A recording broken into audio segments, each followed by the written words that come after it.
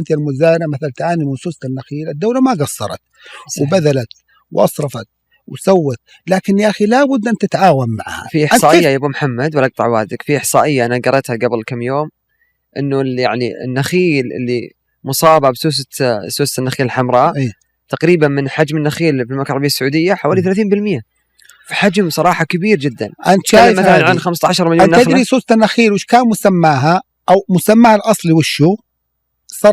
سرطان النخيل، معناتها سرعة الانتشار. صحيح.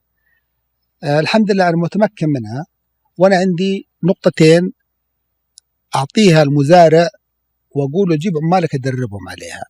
ممكن تفيد فيها المشاهدين. إذا طبقت النقطتين هذولي فأنا أضمن لك بإذن الله إلى 99% تبغى تقضي على النقطة الأولى. يا أبو محمد، النقطة الأولى الوقاية. لازم يصير عندك وقاية. الوقاية لها شروط، لازم ما تسوي كذا وسوي كذا وسوي كذا، هذه كلها وقاية. وضح يا أبو محمد. وضح خلي يعني المشاهدين يستفيدوا. طيب أنت الحين الوقاية لازم تعاون مع الزراعة. ما هي بقادر تغطي على حوالي 33 مليون نخلة. صحيح. ما تقدر.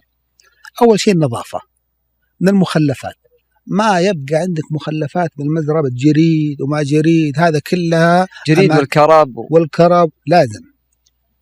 الثانية التخلص من الفسائل الزايدة ولا كل الفسائل؟ قدر المستطاع، لأن في اللي هو بالذات الرواكيب.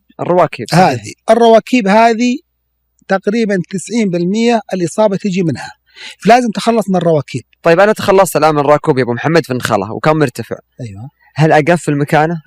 هي النقطة المهمة، هي الوقاية. صحيح. لازم تقفل مكانه ولازم تحط فيه مبيد حتى لو سبحان الله، لأن مجرد ما الحشرة تشم ريحة الجمارة تجي على مسافة 20 كيلو.